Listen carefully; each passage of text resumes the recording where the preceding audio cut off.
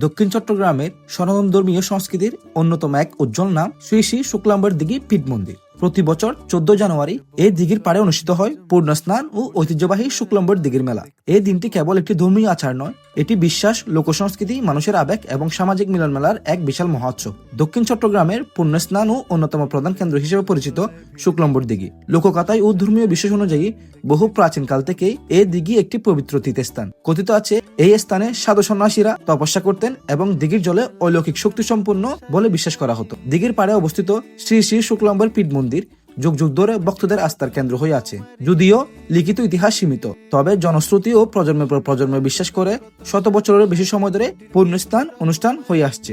সনাতন ধর্মাবলম্বীরা বিশ্বাস করেন এই দিঘির পানিতে স্নান করলে মনের বাসনা পূর্ণ হয়। এই বিশ্বাসকে ঘিরে প্রতি বছর 14 জানুয়ারি বাংলাদেশের বিভিন্ন অঞ্চল থেকে হাজার হাজার সনাতন ধর্মাবলম্বীরা এখানে ছুটে আসেন। ভক্তরা দিঘির পানিতে স্নান করেন, দুধ বিসর্জন দেন, প্রার্থনার হাত তুলে দেন এবং পূর্ণ স্নানকে কেন্দ্র করে দিঘির পাড়ে কবুতর উড়ান। ডাক, ডুল ও বাদ্যের তালে উৎসব মুখর হয়ে ওঠে পুরো এলাকা। এই দিনে হিন্দু সম্প্রদায়ীরা বিশ্বাস এবং প্রকৃতির সবকিছু যেন একাকার হয়ে ওঠে। লোকমুখে প্রচলিত আছে নিত্যানন্দ বুদ্ধ মহাশয় ডোল ও বাদ্যের তালে এই মেলা সূচনা করেছিলেন। জনশ্রুতি অনুযায়ী পূর্ণ স্নানকে কেন্দ্র করে প্রায় 400 বছর ধরে ঐতিহ্যবাহী শুক্লাম্বর দিঘির মেলা পালিত হয়ে আসছেন।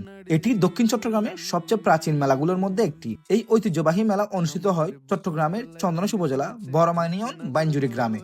শুক্লাম্বর দিঘির পাশ ঘেঁষে প্রায় 12 থেকে 15 একর জায়গা জুড়ে এই মেলা বিস্তৃত।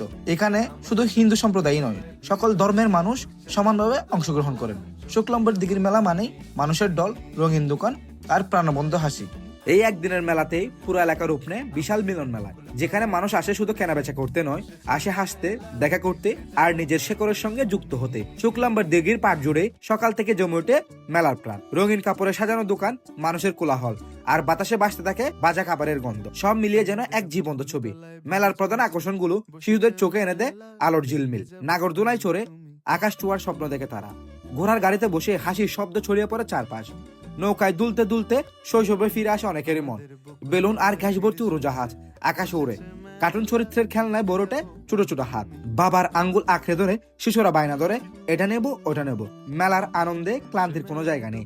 স্বামী স্ত্রী পাশাপাশি দাঁড়িয়ে পছন্দ করে ঘরের প্রয়োজনীয় জিনিস, কোনটা ভালো কোনটা টেকসই। এই অল্পতেই ফুটে ওঠে সংসারের ছোট ছোট গল্প। এই মেলায় এমন কিছু নেই যা পাওয়া যায় না।